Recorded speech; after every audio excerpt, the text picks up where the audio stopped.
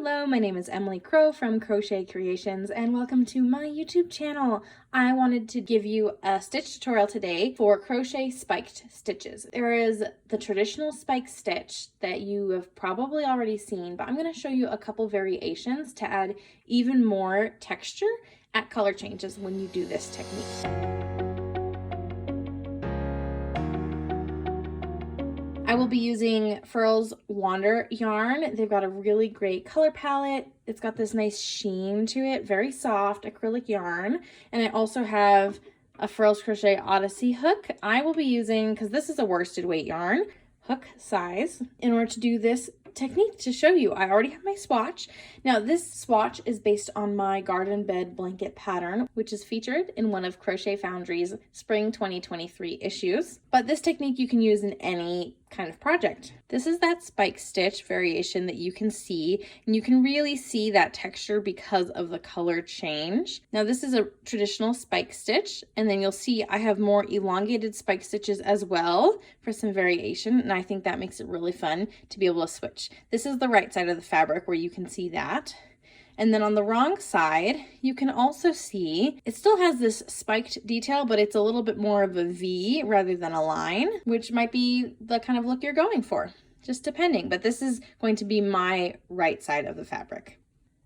I am a right-handed crocheter, so I will be doing this tutorial in that orientation. But if you are left-handed, you can always still do the spike stitch, but everything in the opposite direction for you. So instead of crocheting leftward, you'll crochet rightward, for example. So to start off for my swatch specifically, I'm just going to single crochet 4. And I've already switched to my new color at the end of that previous row. 1, 2, 3, 4. Okay, so I'm ready at this point in the pattern to do a spike stitch. A traditional spike stitch will be placed in the row below the row you are working. So normally you would work a single crochet under this V right here. But for a spike stitch, you'll go 1 row below that. I'm going to call this a spike stitch 1 row below. So you'll work into this stitch space. The only difference between this spike stitch and a single crochet is where you place the stitch. So you will still insert your hook in the designated spot, yarn over and pull up a loop. Make sure you pull that loop as tall as the regular single crochets within that same row. Yarn over and pull through both loops. You have your spike stitch. Super simple. You just need to know where to place your stitch. I do a single crochet in between for this pattern, and then you're going to do a spike stitch 2. And that means you're going to go 2 rows below where you normally would crochet for a single crochet. So this is your normal spot for a single crochet. This is spike stitch 1 spot, 1 row below. 2 rows below, you'll go here. Now you might wonder, like, which spot do I go in? Always go in the spot that is next, or in my case, leftward of the stitch I just created.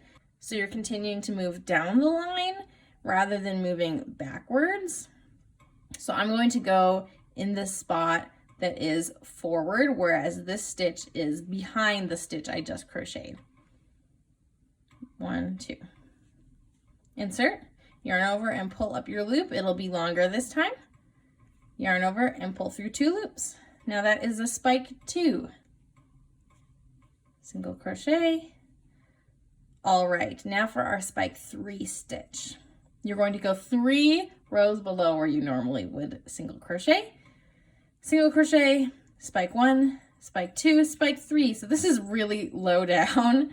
Make sure that you pull up enough of a loop when you yarn over.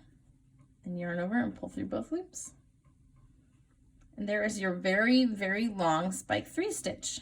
And you can see the difference in the heights of all 3 of those stitches. Now you can do spike stitches literally anywhere you want. So you can go in the 4th row, the 5th row. It doesn't matter as long as you pull up the correct amount of yarn length so that your stitch height is the same as the other single crochets that you are crocheting. I'm just going to finish off this row for my swatch. I'm going to do a spike 2 stitch, so I'm going to go 2 rows below where I normally would crochet, 1 row, 2 rows.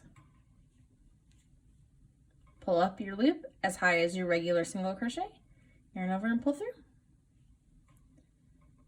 Another single crochet, and then just a spike 1 stitch. So you'll just go 1 row below where you normally single crochet.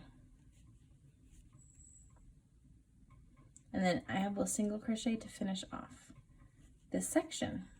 So there you have it, our 3 different spike stitches that I use within my garden bed blanket pattern. But you can also use these stitches in any kind of crochet pattern that you want to use to embellish it. You can do a spike stitch border.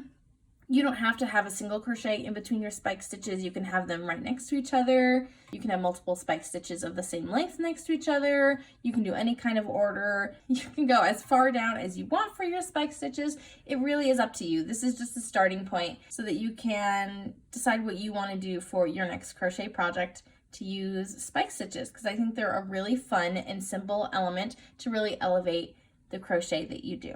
Thank you again so much for being here with me while I gave you this quick little tutorial on this technique that I really enjoy using within my patterns. I hope to publish more patterns using this spike stitch variation technique, and I hope to see what you create as well. Make sure to share with me on Instagram at Crochet Creations if you decide to use this technique in any projects that you're making coming up.